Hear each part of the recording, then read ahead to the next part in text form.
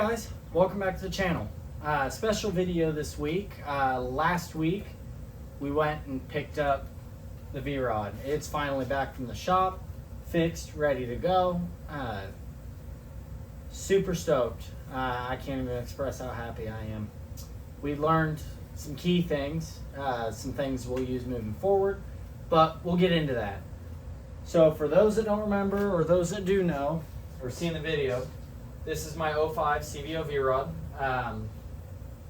Yeah, I really love it, and I was really upset to break it. So we were probably about 2 or 3 months ago. It made its third debut on the track, and was out racing it, having a good time. The bike was running like 12.22 at 113 miles an hour pretty consistently. It made 2 or 3 passes pretty consistently at that. And then on a pass, I gave it too much gusto and spun the rear tire off the line, and then proceeded to bounce it off rev limiter in every gear. Brought it back, was kind of upset because I didn't get an ET on the pass, but it was a wash anyway because it spun the tire and the 60 foot was terrible and I just was out of it. Went to run it one more time. It ran a 13-second flat. I was like, man, that ain't right. It hasn't ran a 13 all night. So we loaded up on the trailer. When I got it home, I noticed a noise. Previously, y'all have seen me pull the oil pan. I pulled the clutch cover off, inspected everything there, couldn't find an issue. I had started to mess with the timing and check the triple sprocket and check the shims. With it being a dual overhead cam, it actually has, on the other side of course, it has a chain that wraps around on each side with a triple sprocket in the middle, and then a chain that goes down to the crank. Sometimes those triple sprockets can back off, and when they do, it can cause oil pump failure, water pump failure, and knock the whole bike at a time. So it's really not what you want to happen. That all checked out okay. Then I proceeded to check the shims for the valves. They seemed mostly in spec. I was doing some of it wrong. That's on me. These bikes, if you don't have experience with them, they're a completely different animal. They are not like the twin cams in some of the earlier touring models. They are not like the Milwaukee 8s now. It's a much more European design because Porsche had a hand in building these motors. So if you don't know what you're doing or you're not 100% confident, I do not recommend getting into it.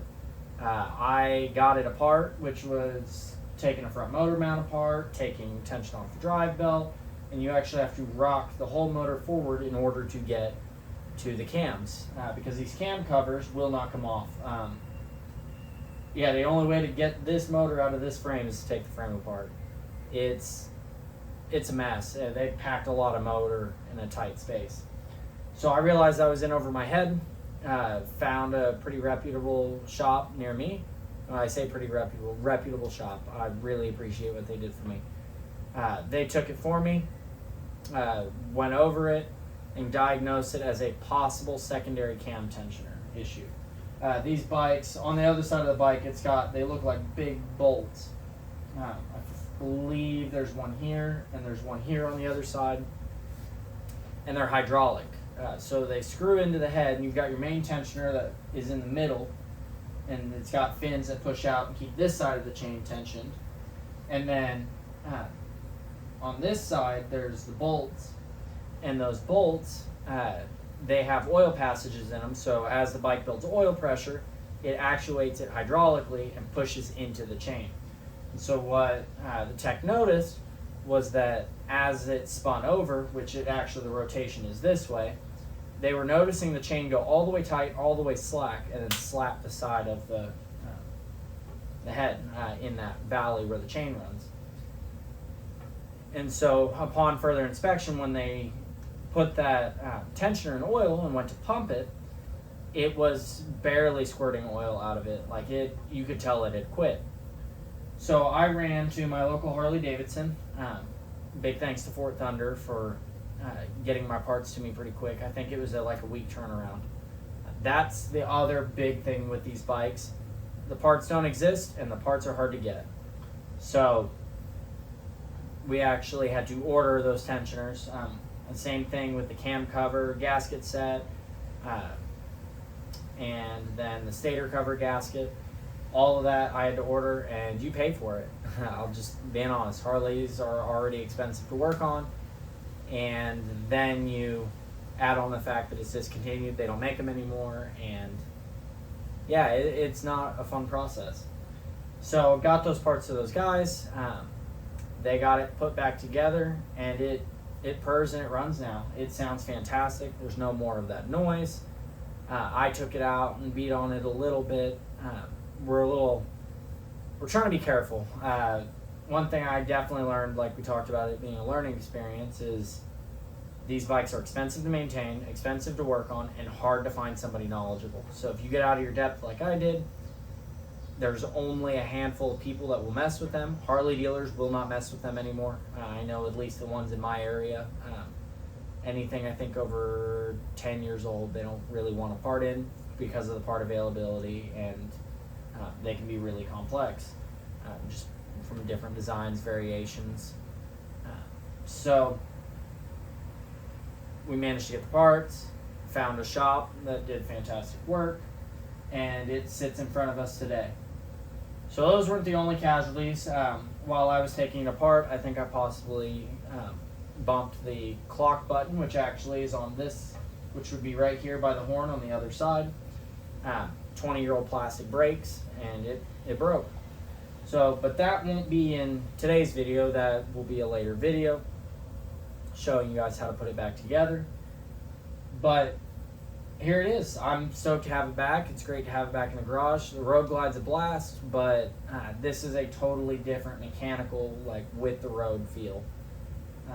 These bikes are just phenomenal. So as it kind of sits is how it's going to set. I'm not really planning to do any modifications to it anytime soon. It's just one of those things where it looks good the way it is, it performs the way it is, and we're just going to keep it in this state. We've already done the LEDs, already done a lot of polishing work. Like I took the opportunity to polish up the cam covers and a lot of the covers and stuff that you don't see. We trimmed the air box. A lot of just kind of maintenance things to bring it back. So now the plan is to enjoy it and continue to take care of this bike. There's only about 5,000 of them in the world, of the CVO V-Rods. There's more V-Rods than that, but with the CVO from this year, they're not common. There's, like I said, there's only about 5,000 of them, and then from the numbers that I've done, about 2,500 of them in this paint scheme. So they're quickly disappearing. Guys don't want to get rid of them. They break, and then they are too costly to fix, and so they're not as common as they used to be. So that being said, I can start it for you guys so you guys can hear it. I know it's been a little bit, and that'll be it for this video. There should be more content out over fixing that clock switch. I know I've been promising you guys some small engine content. I'm working toward that, getting some parts ordered, and possibly some stuff for the Road Glide soon. So make sure to stay tuned from that. And here we go.